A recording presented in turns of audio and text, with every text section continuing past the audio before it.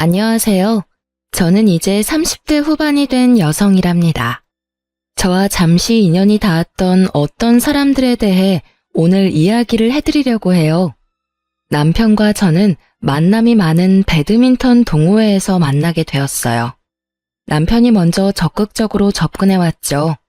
남편은 두 형제 중 맏아들이라고 했어요. 동생은 일찍이 캐나다로 이민을 갔다고 하더군요. 저는 엄마 아빠 슬하에 단 하나밖에 없는 외동딸이었고요. 결혼할 당시 남편은 대학을 나와서 이름만 대면 알만한 회사의 사원이었고 저는 고등학교를 나와서 취직하게 된 작은 기업에 이직 없이 계속 다니고 있던 중이었어요. 남편은 반듯한 외모에 착실해 보이는 사람이었답니다.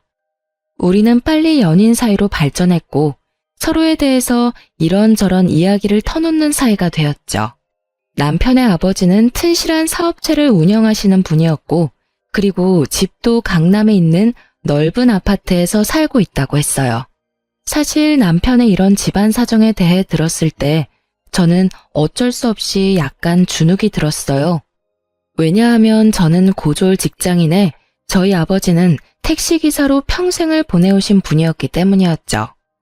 약간 주눅이 든 것은 사실이지만 저는 저희 집 형편이나 아버지의 직업에 대해서 당당했답니다. 아버지는 정말 성실하게 세상을 살아오신 분이었어요. 저와 엄마는 그런 아버지 덕분에 아주 부유하지는 않아도 남루하지 않게 살 수 있었죠. 아무튼 시쳇말로 조건이 좋은 사람이 고졸의 집안 사정도 아주 평범한 저에게 적극적으로 접근해오니 약간 의외라는 생각도 들었어요. 하지만 진실하게 접근해오는 이 사람이 마음에 들었답니다. 사귄 지 약 1년쯤 되었을 때 남편이 제게 프로포즈를 했죠. 시댁에 인사를 가보니 제 생각보다 더 부유한 집안인 것 같았어요. 땅값도 집값도 비싸다는 서울 강남에 있는 넓은 아파트가 남편의 집이더라고요. 반대를 하시지 않을까 걱정도 했지만 의외로 큰 반대 없이 우리는 결혼에 골인했답니다. 결혼 준비 중에 우리 엄마가 예비 시어머니를 만나서 신혼집 이야기를 하게 되셨다죠. 그런데 생각보다 남편의 저축이 많지 않더라는 것이었어요. 그리고 시댁에서도 신혼집 마련을 위해 예상보다 훨씬 적은 돈밖에 도움을 주지 못하셨죠. 현금이 많지 않다고 하셨어요. 남편이 버는 돈도 모두 시아버지의 사업에 재투자를 한다고 했죠. 그래서 우리는 방이 2칸 딸린 작은 연립에서 친접 살림을 시작했답니다.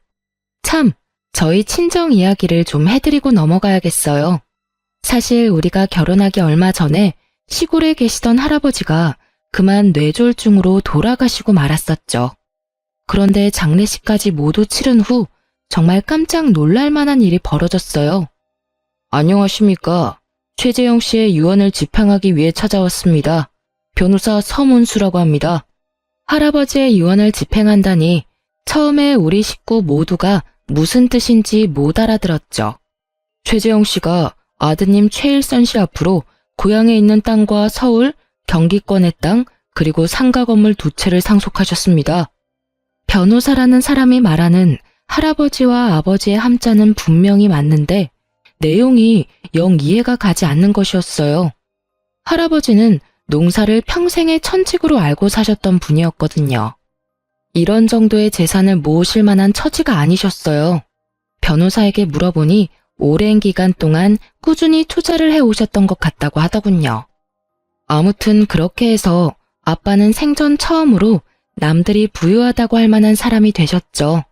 그리고 엄마와 의논하시더니 그 재산은 역시 할아버지의 뜻을 받드는 데 쓰는 것이 좋다고 결정을 내리셨어요. 농사를 천직으로 하셨던 할아버지의 뜻에 따라 택시기사 일을 그만두시고 고향에 내려가서 농장과 목장을 크게 확장하시겠다는 것이었죠. 아빠는 타고난 성실함을 바탕으로 열심히 일하셨고 농장과 목장은 그런 아빠의 손을 타고 성장을 거듭했답니다.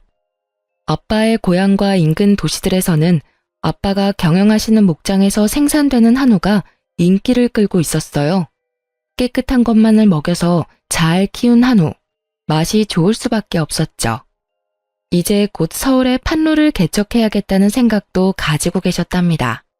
아무튼 친정에서 겪은 뜻밖의 횡재에 앞으로 가족 모두 웃는 날만 가득할 줄 알았는데 결혼한 지 얼마 안 돼서 저와 시부모 사이에 조그마한 갈등이 생기기 시작했죠. 처음 만난 시모와 시부 모두 인상이 서글하신 분들이었죠.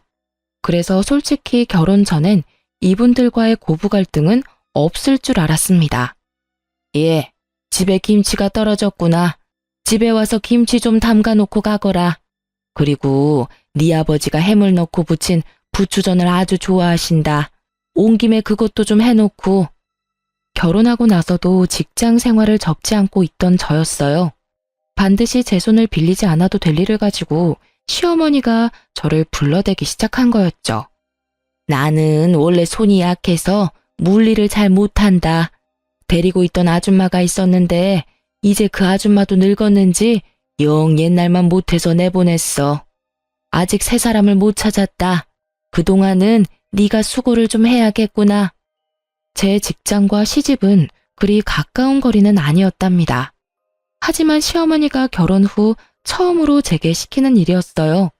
단칼에 못 가겠다고 할 수가 없어서 바리바리 시장을 봐서 시집으로 갔죠. 정말 시어머니는 손 하나 까딱 안 하더라고요.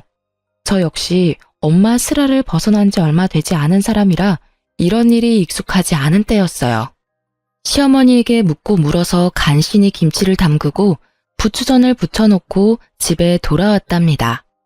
남편이 먼저 들어와 있었기에 약간 불평을 했어요. 어머니가 갑자기 집에 와서 김치 담그라고 하시고 전 부치라고 하셔서 이제 왔어. 그런 정도는 어머님이 하셔도 되는 일일 텐데. 퇴근하고 바로 오라고 하셔서 여태 앉지도 못하고 일하다 왔어. 그럴 수도 있지. 우리 엄마 원래 몸이 약해서 그런 일 잘 못해. 네가 많이 도와드려야 될 거야. 엄마가 그런 일을 많이 안 해보셨거든. 솔직히 남편한테서 얼마나 고생이 많았느냐, 힘들었겠다. 이런 대답을 기대했던 저는 실망을 할 수밖에 없었답니다. 피곤하기도 하고 해서 그날은 그냥 그렇게 넘어갔어요. 그런데 시어머니의 이런 요구는 이후에도 계속되었답니다. 심지어 시집에서 키우는 강아지를 애견 미용실에 데리고 가서 미용시켜 오라는 요구도 있었다니까요. 이번에는 시모에게 직장인인 제 상황을 다시 상기시키고 그러지 말아달라는 말을 해야겠다고 생각했죠. 시집에 가보니 어머니는 한가하게 매니큐어 칠을 하고 있더라고요. 그러니까 바쁜 일도 없으면서 직장을 다니는 저를 굳이 불러서 일을 시키는 것이었죠. 어머니, 이런 말씀 죄송해요. 하지만 저 직장인이에요. 퇴근하고 나서 바로 집에 가서 저녁 준비까지 해야 해요. 그런데 이런 일로 예고도 없이 부르시면 제가 주부로서 살림을 제대로 이끌어갈 수가 없어요.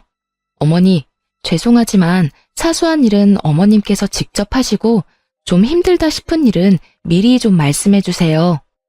이런 저의 말을 들은 시어머니가 그야말로 불같이 화를 내는 것이었어요. 아니, 시집 온 지 얼마나 됐다고 새 며느리가 시어머니한테 말대꾸냐? 어른이 이래라 하면 다소곳이 네 하고 할 일이지. 가타부타 토를 달아? 역시 사람은 배우고 봐야 하는 일이로구나. 거기다 안 봐도 너네 집안 가정교육이 어떤 수준인지는 잘 알겠구나. 제대로 다 다시 배워야겠어. 저를 가지고 뭐라고 하는 것은 참을 수도 있었죠. 하지만 가정교육까지 들먹인다는 것은 결국 우리 부모님이 잘못했다는 말이잖아요. 제가 또 참지 못하고 시어머니에게 말했어요. 어머니, 저희 엄마 아빠 가난하게 살아오셨지만 남한테 손가락질 안 받고 사신 분들이시고 저도 자라면서 그런 부모님 밑에서 남들한테 가정교육 못 받았다는 소리 안 듣고 자랐어요. 저희 부모님에 대해서까지 말씀하시는 것은 좀 듣기 어렵네요, 어머니. 어머니가 대노하신 것은 물론이고 이 문제를 가지고 우리 부부가 대판 싸움이 붙었죠. 어디다 대고 버릇없이 시어머니 욕이야, 욕이. 너희 집안에서 너를 그렇게 가르쳤냐? 한 번만 더 우리 엄마에 대해서 험담이 나오면 그때는 내가 안 참을 줄 알아? 정말 어이가 없기도 하고 서럽기도 하더라고요. 안 참으면 도대체 어떻게 하겠다는 건가요? 그날 밤 우리는 처음으로 큰 방과 작은 방에서 따로 잤답니다. 그리고 아침에 밥도 먹지 않고 각자 출근해버렸죠. 그리고 저녁에 퇴근을 해보니 남편이 이미 퇴근해 있더라고요. 자기 벌써 퇴근한 거야? 왜 이렇게 일찍 퇴근했어? 나 그 회사 그만둬버렸어. 내 능력에 비해서 월급을 적게 주는 것도 마음에 안 들고 사실 하는 일이 그다지 적성에 맞지도 않았어. 뭐? 그렇다고 인원도 없이 회사를 그만두면 어떻게 해? 우리 집 수입이 절반으로 줄어드는 일이잖아. 적금 크게 들어놓은 것은 다 어떡하고? 남편은 이런 저의 타박에 귀찮다는 듯이 TV 볼륨을 키워버리더라고요.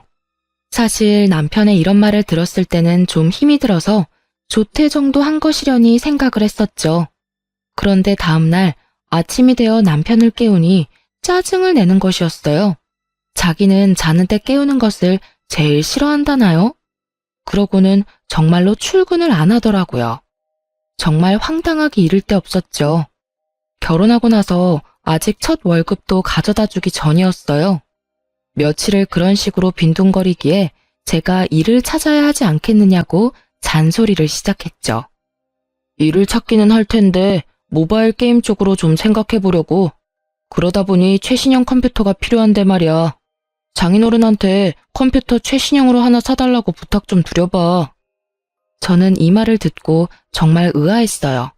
갑자기 우리 집에다가 최신형 컴퓨터를 사달라고 하라뇨. 제가 당황해서 뭐라고 대답을 못하고 있자 제 취업을 위해서니까 처가에 간절하게 부탁해보라는 것이었어요.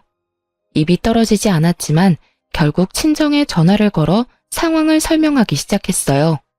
저희 생활비가 달린 문제라고 생각하니 별 수 없더라고요. 결국 남편의 바람대로 친정아버지는 300만 원이 넘는 돈을 지원해 주셨죠. 다른 것도 아니고 일을 찾기 위해서라고 하니 이 아빠가 컴퓨터 사주마.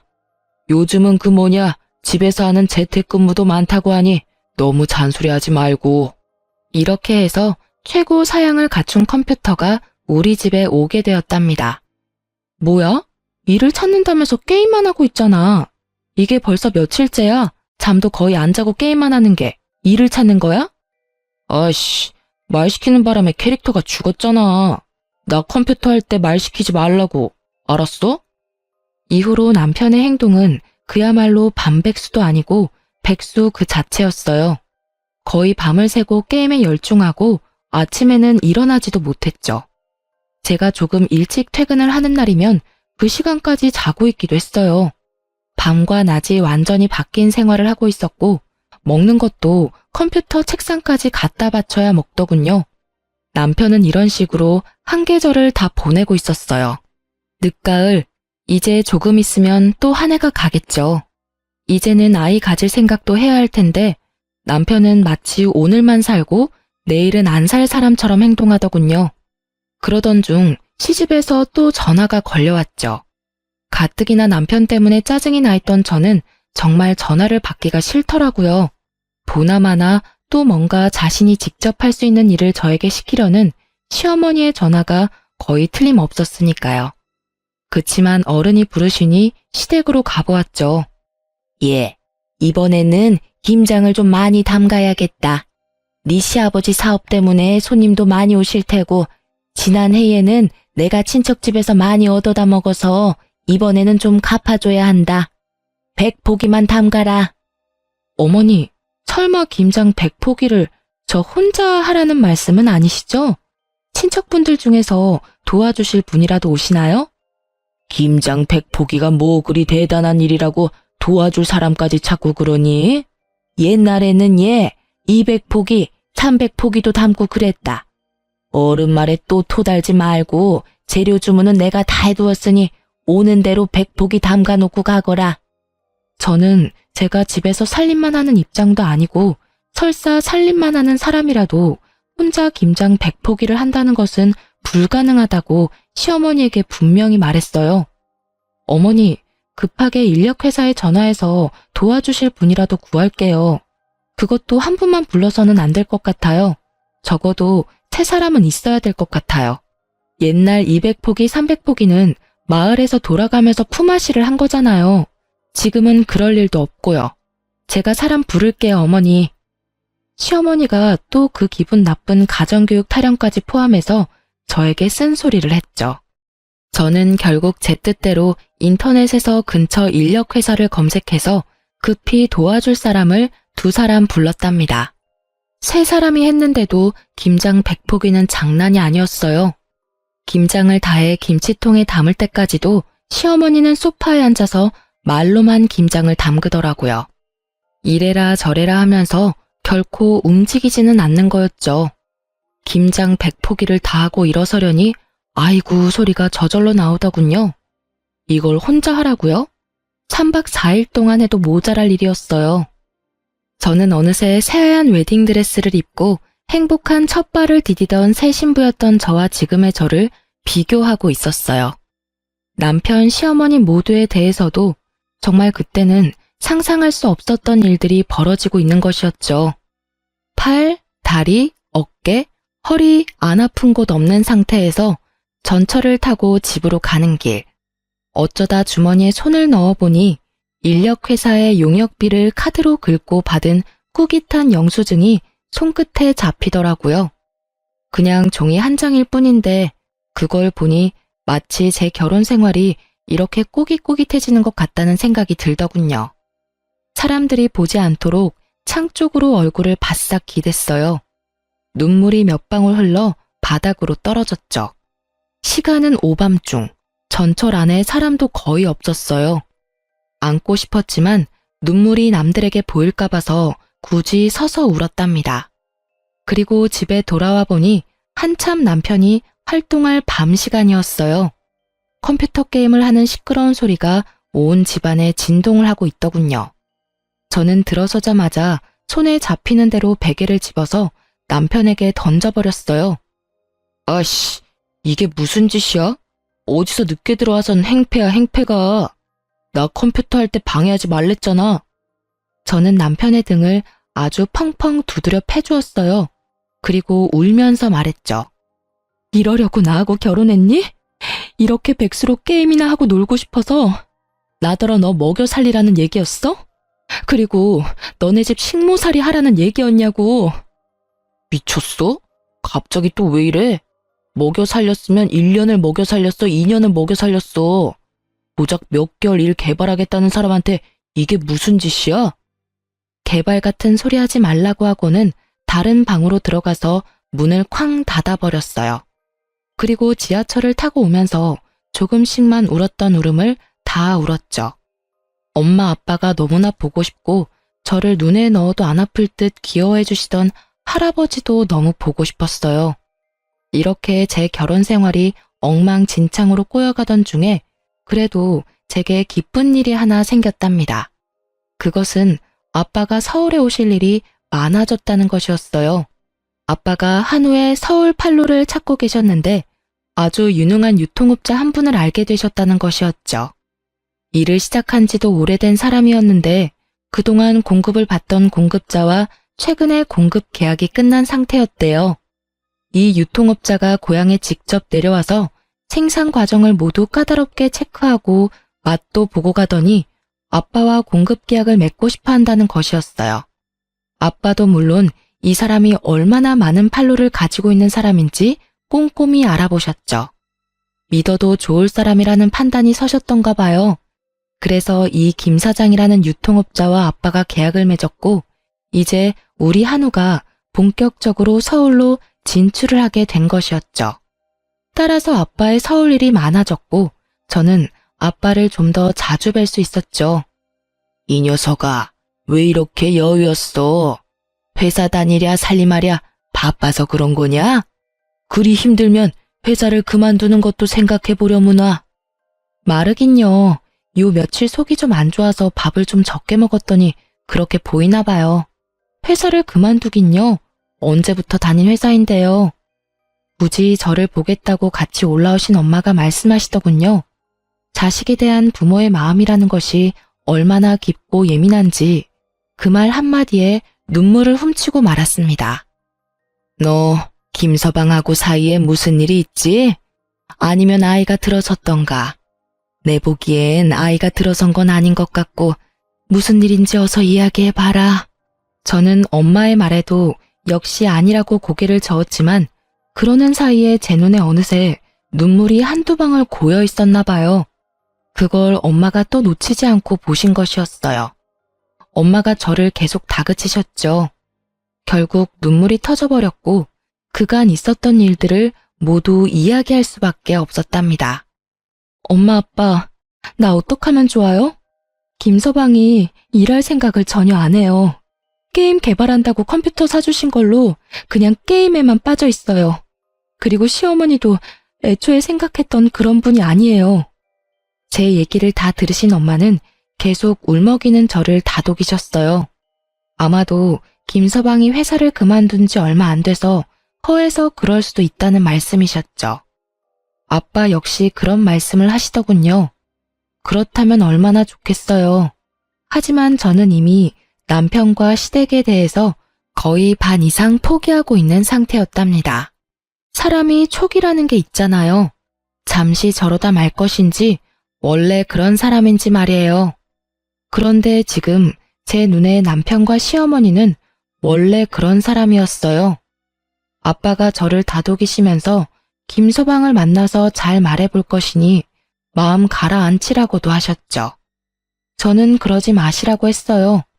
제 속 하나 상하는 것도 기가 막혀 죽겠는데 아빠까지 속상하게 만들고 싶지 않았으니까요.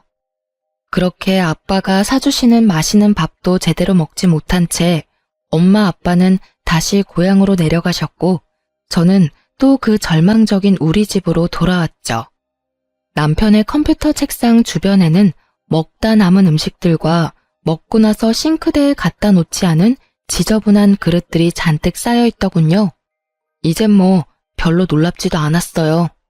그리고 처음으로, 정말 처음으로 이혼이라는 단어를 떠올렸어요. 제가 보기에 남편은 결코 치유될 길 없는 구제불능이었거든요. 그리고 원래 제 계획은 빨리 아이를 가지려는 것이었죠. 그런데 이제 저는 남편 몰래 피임약을 사서 먹기 시작했답니다. 이미 각방을 쓰고 있긴 하지만 그래도 젊은 남녀가 한 집에서 지내니 혹시라도 무슨 일이 있을까 싶어서였어요. 걱정이 되신 엄마가 더욱더 자주 제게 전화를 하셨죠. 하지만 전화를 하실 때마다 기쁜 소식을 전해드릴 것이 없었어요. 저는 어떻게 하면 엄마의 걱정을 줄여드릴 수 있을까를 생각해서 상황을 오히려 축소하고 있기는 했죠. 그런데 부모를 속일 수는 없더군요. 드디어 엄마도 울먹이며 말씀을 시작하시더라고요. 도대체 김서방이 왜 그런다니? 네 시어머니는 또 왜 그러시는 거고? 결혼 전에 그렇게 멀쩡하게 보였던 사람들이 말이다. 겉모습이야 지금도 너무나 멀쩡하죠. 이렇게 엄마와 제 전화는 결국 눈물로 시작해서 눈물로 끝나는 일이 점점 더 빈번해지고 있었어요. 그런데 어느 날 걸려온 엄마의 전화는 저를 더 절망적으로 만들었죠. 네 아버지와 내가 이 얘기를 너한테 해야 하나 말아야 하나 밤새 의논을 했다만 아무래도 알고 있는 것이 좋겠더구나. 김서방이 다녔다던 회사에 네 아버지가 연락도 해보았고 사람을 사서 조사를 좀 해보신 모양이다. 그런데 그런 사람은 그 회사에 없었다고 하더라는구나. 이 얘기가 마치 꿈속에서 어울렁더울렁거리는 소리처럼 들렸어요. 윙윙 귓속을 맴돌더군요. 그리고 엄마에게 처음으로 이혼하고 싶다는 말씀을 드렸어요. 엄마도 단호하게 마음을 먹었던지 이제는 울지 않으시더라고요. 그리고 아버지가 한우 공급일로 그 김 사장이라는 유통업자를 만나러 곧 서울에 가실 것이니 만나 뵙고 자세한 이야기를 들으라고 하셨죠. 아빠가 서울에 오자마자 저를 먼저 찾아주셨더라고요. 그 김 사장이라는 사람과는 굳이 사업 때문이 아니라 서로 고맙게 해준 것에 대해 술 한 잔씩 하려는 것이니 아빠하고 얘기를 좀 많이 하자는 말씀이셨어요. 아빠는 그날 유통업자 김 사장을 만나시고는 우리 집에 와서 주무셨어요. 남편의 그 꼴도 모두 보셨죠. 장인어른, 저 편의점 하나만 인수하게 해주세요. 정말 열심히 일해서 수연이 고생 안 시키겠습니다. 평상시에 일에 대한 생각이 없던 사람이 편의점을 차려주면 갑자기 일 생각이 생긴다든가? 그런 이야기는 내 생전 들어보질 못했네. 하다못해 밤에 대리운전이라도 하게. 안 사람 혼자 고생하고 있는데 왜 못한단 말인가? 자네 오토바이도 잘 탄다면서? 퀵서비스 일도 요즘은 꽤 보수를 주는 것으로 알고 있네. 아빠는 남편의 본색을 너무나 잘 꿰뚫어보고 계셨죠. 사실 아빠만큼 사람에 대한 이해가 깊은 분이 어딨겠어요. 반평생을 택시기사로 지내오신 분이었어요. 세상에 안 만나본 인간 부류가 없으시겠죠. 아마 거의 웬만한 철학자 못지 않으실걸요? 아빠가 돌아가시고 나서 남편의 표정이 아주 볼만하더군요. 아빠가 나가신 현관문을 뚫어져라 째려보고는 제가 듣고 있는데도 불구하고 자린고비 영감이라며 비난을 쏟아내기 시작했죠. 더 이상 싸우고 싶지도 않고 해서 그냥 놔두고 나와서 혼자 거리를 걸어 다녔어요. 그렇게 생각 정리한 다음 집에 들어와서 남편에게 단호하게 말했죠. 우리 이혼해. 자기하고 살고 싶은 생각이 없어. 아니, 자기라는 사람에 대한 희망이 없어. 그 어떤 기대도 없고. 이런 상태에서 결혼 생활을 지속하는 것은 자기나 나한테 도움이 안 돼. 우리 이혼하자. 남편이 갑자기 실실 웃기 시작하더라고요. 웃는 얼굴에 침 못 뱉는다는 말이 있지만 그 웃는 얼굴에는 정말 침이라도 뱉어주고 싶더군요. 감정이 앞서는 걸 간신히 참고 조용히 남편의 대답을 기다렸어요. 이혼? 내가 왜 이혼을 해? 내가 뭘 그렇게 크게 잘못했는데? 바람을 피웠어. 그렇다고 마누라를 두들겨 패기를 했어. 아니, 고작 일 몇 개월 쉬고 있다고 이혼을 하면 세상에 이혼 안 한 사람 없을걸?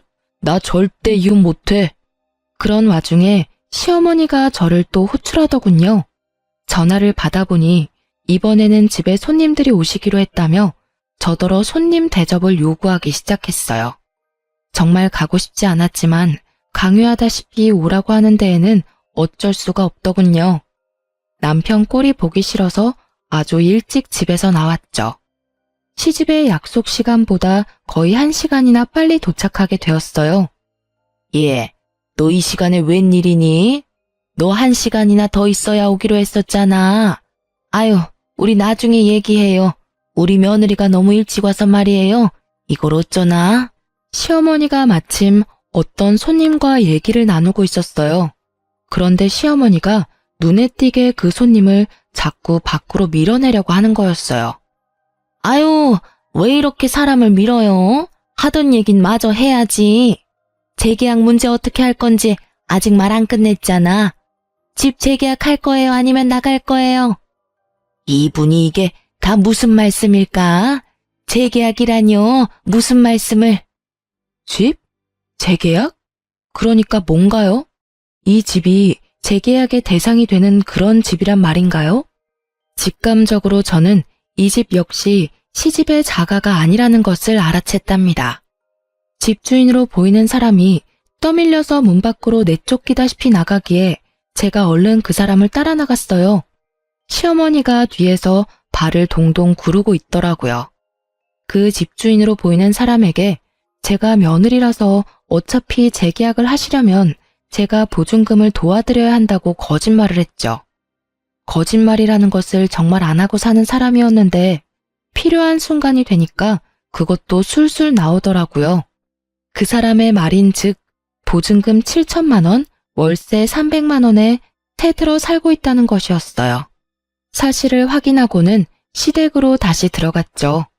역시 또 시아버지의 사업에 재투자를 해야 해서 집을 팔아서 이렇게 됐다며 제가 먼저 물어보지도 않았는데 술술 설명하는 것이었어요. 그놈의 재투자는 무슨 만병통치약인가요? 무슨 일이 있을 때마다 튀어나오니 말이에요. 어머니, 사시는 곳도 강남 아니면 못 사시겠던가요? 하긴 저희 집에서 농사지어 올려보내신 음식물 쓰레기 봉투에서 발견한 적도 많이 있었어요. 서울에서는 구하지도 못할 음식들이었다고요. 제가 서러워서 말씀드리지 않고 넘어갔지만요. 그랬어요. 저희 집에서 농사 지은 것들이라고 제가 시집에 가져다 주니 시어머니가 그대로 쓰레기 봉투로 직행시키더군요. 제가 얼마나 마음이 아팠던지요. 그때 시어머니가 말하기를 강남 백화점에 식품관만한 곳은 없다고 했었죠. 어머니, 훨씬 더 많은 사람들이 다른 곳에서 건강하게 살고 있어요. 도대체 한 달에 300만 원씩이나 월세를 주면서 강남에 사셔야 하는 이유가 뭔가요? 다른 곳에 가셔서 건강하게 사는 사람들하고 어울려 보세요. 서울 변두리나 경기권에 가면 정말 하루하루 성실하게 벌어서 착실하게 저축해 자기 집 마련하는 사람들이 얼마나 많은데요. 당장 집 빼서 이사하시고 마음 편하게 사세요. 그게 대다수 사람들이 사는 방식이에요. 아시겠어요? 아유, 싫다 얘. 우리는 여기 아니면 못 살아. 다른 데는 다 구질구질하다. 여기가 명실공히 대한민국에서 제일 살기 좋은 곳이야. 지나다니는 사람들을 봐라. 때깔이 다르지 않니? 너도 여기서 몇 개월만 살아봐. 그 촌스러운 때깔이 확 벗겨질 거다. 정말 이놈의 시집은 구제불능이었어요. 어떻게 이렇게 제대로 속아 넘어갈 수가 있었을까요? 저는 이제 바로 저라는 사람을 마음속에서 실컷 때려주고 있었답니다. 지질이 병신, 어떻게 이렇게 속아 넘어갈 수가 있어? 도대체 어떻게 그렇게 사람을 모를 수가 있어? 할 수 있는 모든 자책의 소리들이 제 마음속을 다 거쳐갔어요. 그리고 집에 들어와서는 그 사실을 알게 된 것조차 남편에게 말할 필요도 없다고 생각했고 그냥 방구석에서 옷도 갈아입지 않은 채로 구겨져 잠이 들고 말았죠. 남편은 여전히 이혼을 거부하고 있었고 저는 아름아름 변호사 사무실을 찾아다니고 있을 즈음이었어요. 아빠가 서울에 오셨더라고요. 아빠가 서울에 오시는 일은 김 사장님을 만나러 오시는 일이 대부분이었죠. 그런데 아빠가 집으로 오지 않으시고 밖에서 만나자고 하시더군요. 어차피 김 사장하고 약속이 있어서 왔으니 우리 딸 맛있는 거 사주려고 하신다고요. 나가보니 어떤 일식집의 방이었어요. 제가 들어가니 그 김 사장님이라는 분이 아직 계셨어요. 제가 일을 방해했나 싶어서 얼른 다시 나오려 했죠. 아이고, 나갈 곳 없어요. 따님, 아버님하고 얘기 다 끝났어요. 듣던 대로 아주 참하게 생겼네요. 그럼 저는 이만 물러갈 테니 부녀간의 얘기 많이 나누세요. 아, 그리고 참, 우리 형님 얘기는 그냥 귀에서 흘려버리세요. 말씀을 드려놓고도 참 부끄럽네요. 부끄러우실 게 뭐가 있어요? 사장님이 그런 힘든 일까지 다 짊어지고 계시다니 참 대단하시네요. 혹시라도 제가 도울 일이 있으면 말씀 주세요. 어떻게든 도울 테니까요. 제가 안녕히 가시라고 인사를 하고 아빠 맞은편에 앉아서 형님 얘기가 무슨 얘기냐고 물었어요. 아빠가 말씀하시기를 김 사장님한테 형님이 한 분 계시는데 그야말로 온 집안과 온 세상에 소문난 분이라는 것이었어요. 있지도 않은 사업체 사장을 사칭하면서 특허증을 위조해서 투자자를 유치하기도 하고 일평생을 그런 식으로 세상을 산다는 거야. 그걸 김 사장이 다 수습하고 다닌다는구나. 집안이 다 그 모양이고 둘째 아들놈 하나만 멀쩡하대. 둘째 아들이 아주 가족을 떠나서 이민을 가버렸다지. 아유, 왜 어떤 사람들은 자신의 가장 가까운 사람들에게 피해를 입히면서 살아갈까요? 하긴 제 남편만 해도 마찬가지였죠.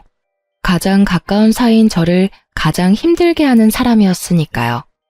아빠가 사주는 맛있는 밥을 먹고 우리 부녀는 커피 전문점에 가서 커피도 같이 마셨어요. 아빠와 따뜻한 시간을 보내다 보니 어느새 시름도 많이 잊혀지더군요. 그렇게 아빠가 고향으로 다시 내려가시고 저는 다시 괴로운 일상으로 돌아와 있었어요. 처음엔 생각만 해도 너무나 마음이 따스했던 우리 신혼집이 지금은 정말 제일 가기 싫은 곳이 되어 있었죠. 하지만 제가 굳이 갈 데가 어디 있겠어요? 집으로 들어가서 하루를 또 자는 것 같지 않게 자고는 아침에 출근을 했어요. 그렇게 일상적인 나날이 몇 주 더 흘러가고 있었죠. 그러다가 아빠의 전화를 받게 되었어요. 반가워서 나오라고 하시는 곳으로 얼른 갔죠. 아빠의 표정이 묘하더라고요. 상당히 분노에 차 계시는 것 같기도 했고 또 저를 너무나 가엾게 바라보시는 것 같은 복잡한 표정이셨답니다. 아빠, 왜 그러세요? 무슨 일이 있으세요? 아니면 어디 편찮으세요? 우리 아빠가 그렇게 당황하시고 화가 나 계신 모습은 태어나서 처음 뵙는 모습이었어요. 아빠가 잠시 침착함을 되찾으시기 위해 시간이 필요하신 것 같더군요.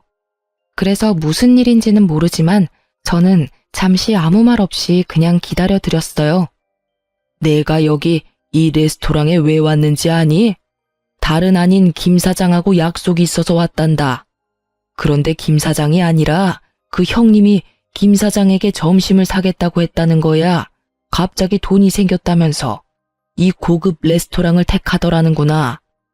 저는 갑자기 침이 꿀꺽 넘어갔답니다.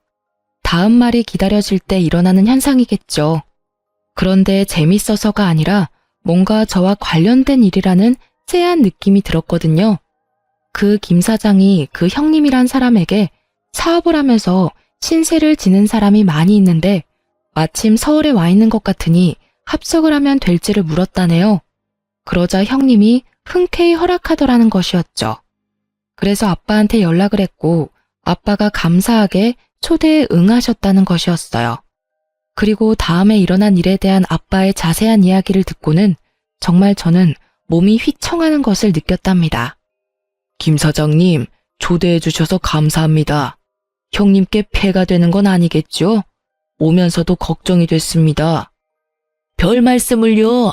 제 사업을 도와주시는 분이라고 하니까 형님이 진작 모셨어야 하는 분 아니냐고 하시던걸요. 그렇게 김 사장님과 아빠 사이에 몇 마디가 지나고 나자 그 형님이라는 분이 약속 장소로 들어섰다죠. 제 형님이십니다. 형님, 이쪽이 제가 말씀드린 그분이에요. 제가 정말 도움을 많이 받고 있습니다. 아니, 이게 어떻게... 사돈 어른이... 아니, 사돈이 김 사장님 형님이셨다고요? 이게 도대체 어떻게 된 일입니까? 두 분이 사돈간이셨어요? 해식이 장인어른이시라고요, 이분이? 제 딸의 시아버님이 분명히 맞습니다. 그러니까 제 사위의 아버지가 되시겠지요. 저 손님을 초대해놓고 죄송하지만 저 화장실 좀 먼저 다녀오겠습니다. 그럼 잠시만. 그렇게 그 형님 된다는 분, 아니 제 시아버지가 화장실에 간다고 나가놓고는 안 들어오더라는 것이었죠. 김 사장님이라는 분이 형님을 찾으려고 자리에서 일어섰지만 아빠가 말리셨다는 것이었죠. 아마 이미 멀리 가셨을 것이라고요. 어떻게 이런 일이 생길 수 있는지 곰곰이 생각해봤는데 김 사장님이 마침 유행성 질병에 걸려 조카의 결혼식에 참석할 수가 없었다고 말했대요. 그래서 사돈의 얼굴도 몰랐기에 이런 황당한 일이 벌어진 거죠. 더 이상 놀랄 것도 없다고 생각했었는데 아빠가 겪으셨을 그 황당함을 생각하니 눈물이 솟구치더라고요. 아빠가 저를 다독이셨지만 저는 오랫동안 눈물을 그칠 수 없었어요. 나중에 안 일이지만 돈이 생겼으니 점심을 사겠다고 했던 그 돈도 김 사장님이 수습을 하고 다녀서 신용도가 조금 올라가니까 또 대출을 최대한으로 받은 돈이라는 것이었죠. 제가 진정이 좀 된 다음 아빠와 저는 어쩌면 이 사태의 마지막을 장식할 수 있을 만한 한 가지의 계획을 마련했답니다. 집에 가서 남편에게 말했지요. 아빠가 상속에 관해서 하실 말씀 있으시대. 지난번 왜 편의점 얘기도 했었잖아.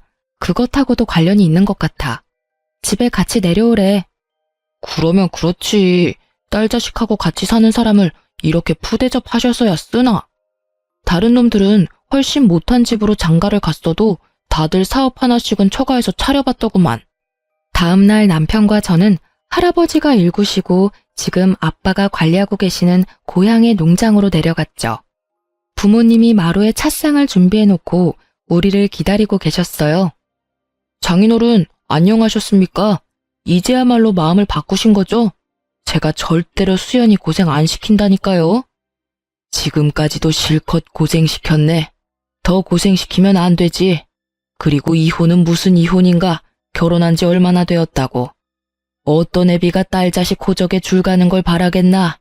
자네, 우리 수연이 사랑하나? 남편의 표정이 싱글싱글해지고 있었어요. 어릴 때 학교에서 빵과 우유를 간식으로 나눠준 일이 있었죠. 한참 줄을 섰다가 빵을 받은 아이의 얼굴에서 순수함을 뺀 얼굴이 지금 남편의 얼굴 표정이었답니다. 그럼요, 장인어른. 제가 수연이를 안 만났으면 정말 어떻게 살았을지 모르겠습니다. 수연이가 저보다 어리지만 더 어른스럽다니까요. 수연이를 안 만났으면 굶어 죽었겠지. 그렇게도 일하는 것이 싫으니 말이야.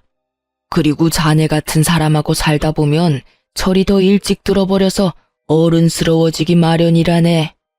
아빠가 드디어 마지막 스트라이크 불을 던지셨죠. 나는 말일세, 이 농장하고 목장을 내 아버님의 뜻에 따라서 키워왔네. 나중에도 아버님의 뜻에 따라서 처분할 생각이야. 요즘 젊은 사람들 너무 농사를 기피하고 있어. 영농 후계자를 양성하는 기금으로 사회에 환원할 걸세. 자네가 우리 수연이를 사랑한다고 하니 여기 와서 10년만 열심히 일하게나. 그러고 나서 영농 후계자 양성 기금으로 기부하고 남는 것이 있다면 자네를 줌세. 그러니 이혼은 생각하지 말게나. 뭐라고요? 이 똥냄새 나는 데서 10년을 일하라고요? 그것도 기부하고 남은 중에서 준다고요? 지금 장난하시는 겁니까? 농담이시죠? 따순 밥 먹고 왜 쉰소리를 하겠나? 나 아침에 찬밥 안 먹고 새로 지은 밥 먹었다네. 남편이 드디어 본색을 드러내더군요. 아씨, 좀 데리고 놀려다 아버지가 한 재산 물려받았다고 하기에 외동딸이라 뭐가 좀 있을 줄 알았지. 완전히 똥 밟았네. 딸 자식 호적에 줄 가는 거 바라지 않는다면서요. 편의점 하나 정도 내주셨으면 호적에 줄 갈 일 없었잖아요. 이혼해줄게. 이혼해준다고. 편의점을 덕 갖다 바쳤으면 호적에 줄이 가는 것이 아니라 인생 전체에 줄이 갈 것 같아서 자네가 편의점 얘기 꺼냈을 때 내가 안 된다고 한 거였네. 남편이 연신 퇴퇴거리며 재수없다는 표정을 굳이 감추려고도 안 하더군요. 경력이 있으면 회사를 알아보라고나 할 테지만 경력도 사칭이었고 도대체 자기네 집하고 자기한테 정말인 건 뭐야? 키운다는 강아지는 정말 강아지 맞아? 뭐 늑대 새끼나 그런 거 아니고? 우리 아빠 평생 택시기사로 성실하게 일하셔서 서울에서 우리 살던 집 마련하셨었어. 강남의 그 아파트하고 비교할 수도 없는 궁전 같은 우리 집이었지. 지금도 아빠는 고용인들하고 똑같이 밖에서 일하시면서 할아버지의 뜻을 받들고 계셔. 세상과 맞서서 이렇게 성실하게 살아갈 용기는 없는 거야? 그리고 이렇게 세상의 구석으로나 숨어 다니겠다는 거야? 나는 세상의 밝은 곳에서 살고 싶어. 다행히 이혼에 대한 뜻이 맞은 것 같으니 재판까진 안 해도 되겠네. 그리고 잠시 내 남편이었던 사람이라서 진심으로 위해서 하는 말인데 세상의 밝은 곳으로 나와. 그래서 당당히 태양을 마주보라고. 그러지 않은 이상 인격이 바닥을 때리는 그런 사람들하고는 이제 인연 끝이야. 다시는 보고 싶지 않아서 이혼 도장도 변호사가 받으러 갈 거야. 그럼 잘 가. 저는 이렇게 남편과 재판 없이 이혼했답니다.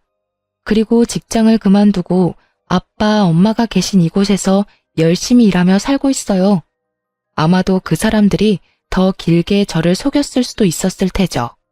하지만 저는 이렇게 빨리 그런 인간들의 정체를 알 수 있게 된 것이 돌아가신 할아버지가 이 손녀에게 주신 선물이라고 생각하고 있답니다.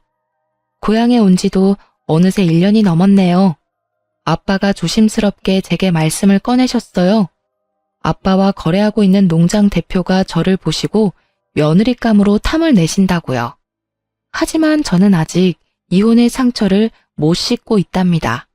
그래서 결혼이 부담스러운 상태예요. 하지만 빨리 상처를 잊어야 하겠죠. 그 거래처 대표의 아들은 제가 한 번 이혼한 것을 알고 있지만 우리 부모님과 저의 됨됨이를 알고 있기 때문에 자신이 적극적일 수밖에 없다고 하고 있어요. 서두르지 않으려고요. 그래서 언젠가 사람으로 다친 상처를 어느 정도 치유하는 날 새 출발을 하려고 생각하고 있답니다. 지금까지 제 기막힌 이혼 스토리 읽어주셔서 감사합니다. 다들 좋은 하루 되세요.